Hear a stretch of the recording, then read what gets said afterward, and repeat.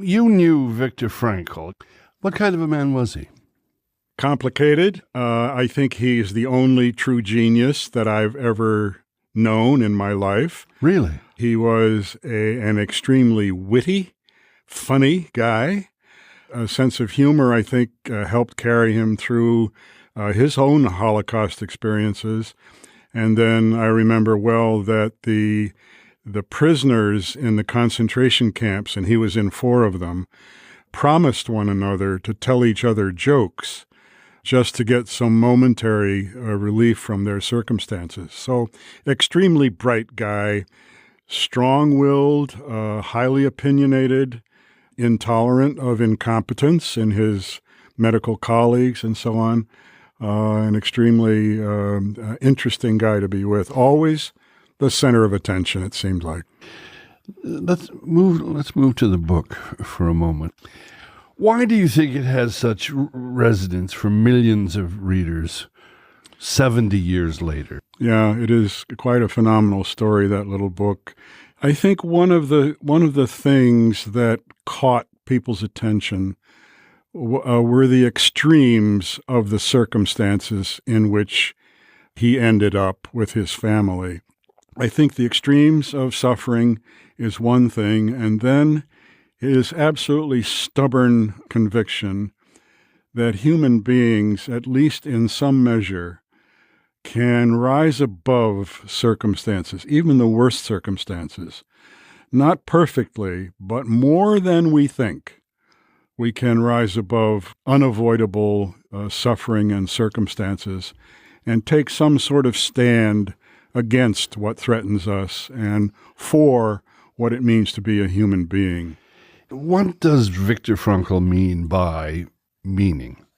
Maybe one of the ways to explain what he was talking about is whatever gives a human being reason to live and to find purpose means that life must be meaningful or be discovered as meaningful in order to tolerate the things that happen to people and in order for one to devote oneself to the good of others.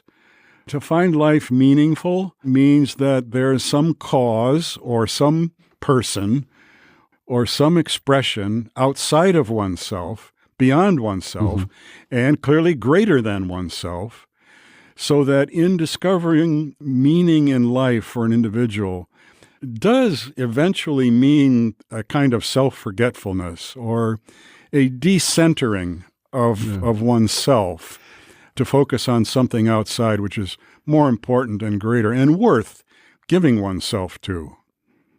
He differentiates, does he not, in the book between what constitutes a happy life and a meaningful life. What is the difference?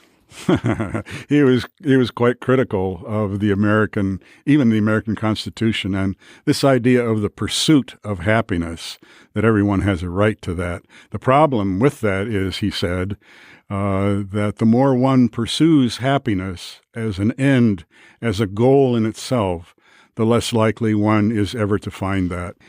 He said it isn't happiness that we need, it's something to be happy about. And to make happiness the goal, in fact, produces just the opposite. But when one finds a reason to be happy, some cause to live for, happiness happens naturally and as a byproduct of a meaningful life. So the pursuit of happiness is self-defeating.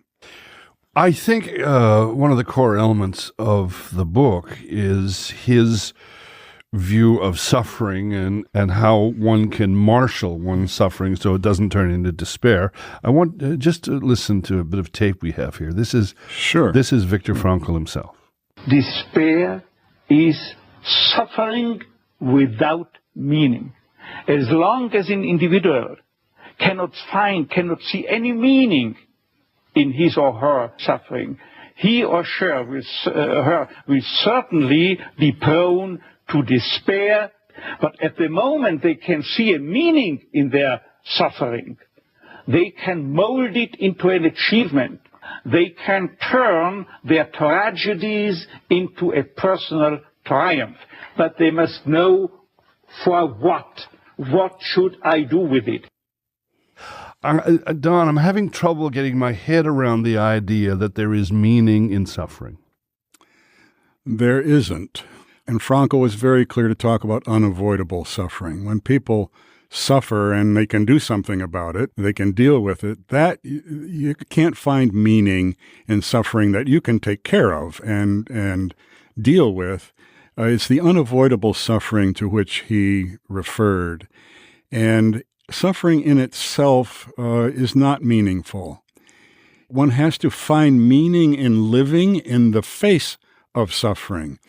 And some of Frankl's critics are very unfair when they say that the idea he was promoting is that all you need is the proper attitude, is the search for meaning in the middle of suffering, and that takes care of it.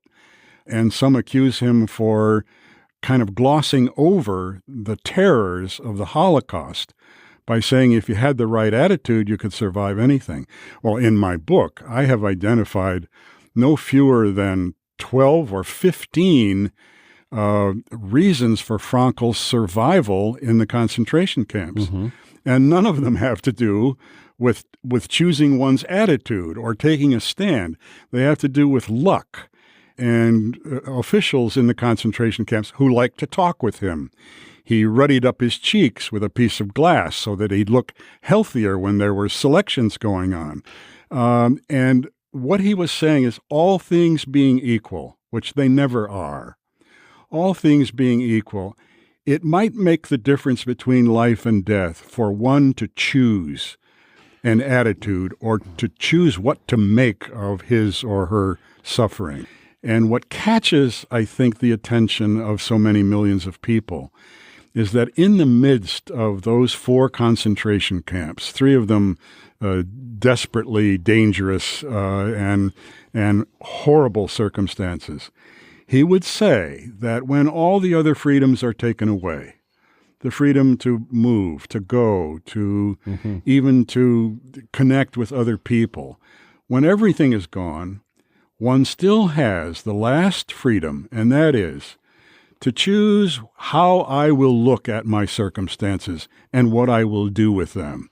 And instead of sinking into despair in the midst of deprivation, illness, life-threatening circumstances, was that I could choose to give my last piece of bread to someone who is in even worse shape than I am, and find meaning in doing things like that. Frankl would say, in doing that sort of thing, we become fully human.